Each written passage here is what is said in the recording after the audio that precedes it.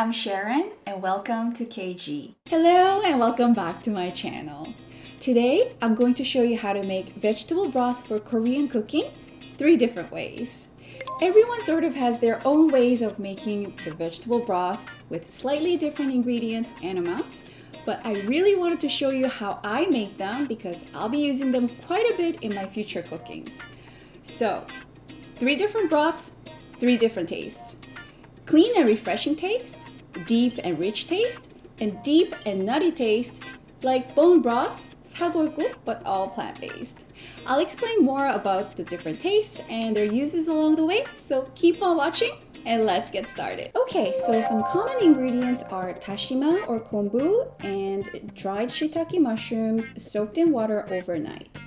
I find soaking them overnight really helps to extract umami out of them, and they're usually used together because the umami components, the glutamate in tashima and the guanylate in shiitake mushroom, will give synergistic effect when they're used together.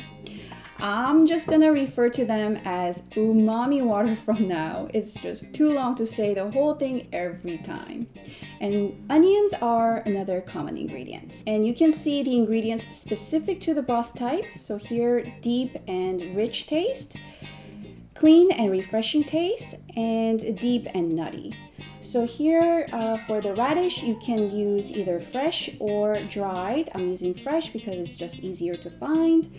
And for the soybeans, for both of them, they really enhance the taste. I've tried chickpeas and black-eyed beans as well, but soybeans were the best.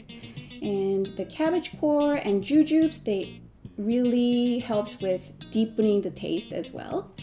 And for the deep and nutty broth, if you don't have soaked cashews prepared, you could boil them for about 10 minutes or so until they're softened. This 깊은 deep and rich tasting broth will take the longest, so we'll start with this first. So heat up the pot and add unpeeled onions, unpeeled garlic, the radish, the white part of the green onions with the roots on, and cabbage core, if you have. I'm using the Napa cabbage, and we're just gonna char them. This roasting step is optional, but it's gonna add more depth for sure. Once it's nicely charred, we're going to remove the vegetables because when the pot is too hot and we add water, the water is going to sort of boil spontaneously and cause the vegetables to give rather unpleasant taste. So alternatively, you could cool these down first and then add water, or use the oven or air fryer to roast them. Now we're going to add water, the umami water. Total amount of water is about 4 liters, and we're going to add the rest of the ingredients.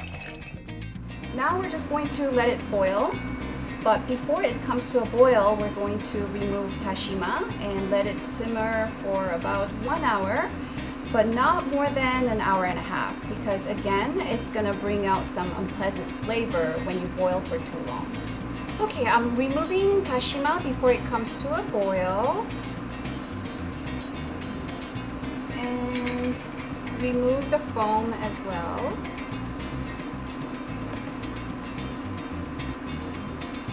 This is going to be a good replacement for any meat broth, and use it for Korean stews like jjigae, or braised dishes like jjim, or anything with heavier flavors.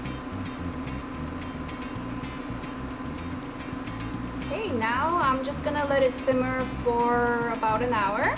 This 시원한 맛 clean and refreshing broth is quite simple. You just need to add all the ingredients together.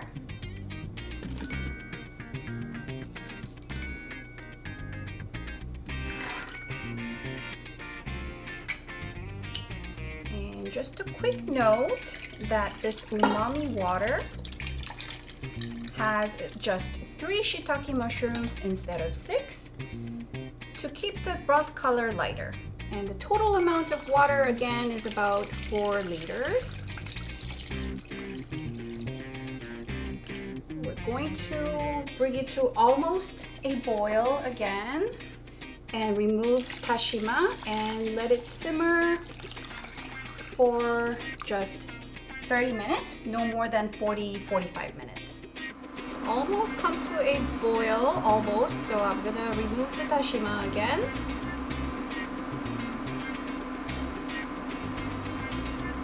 And this will be a good replacement for anchovy broth, and use it for any clear soups, some stir fries, or any other lighter tasting dishes.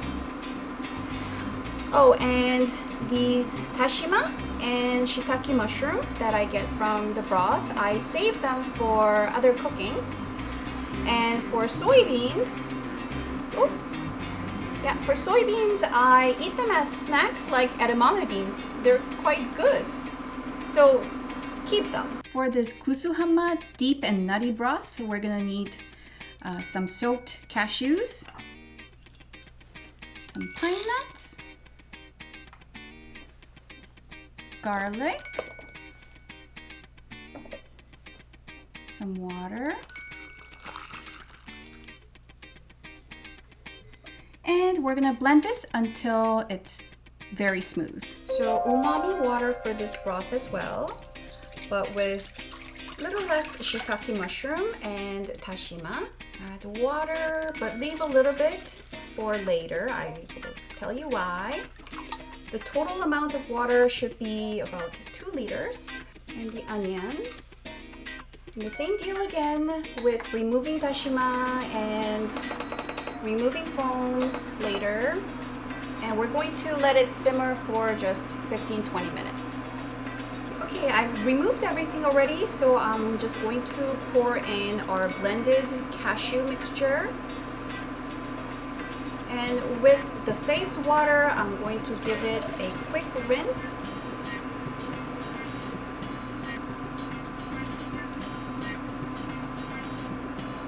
We're just gonna bring this to a boil, and that's essentially it. You can use this broth to replace any bone broth.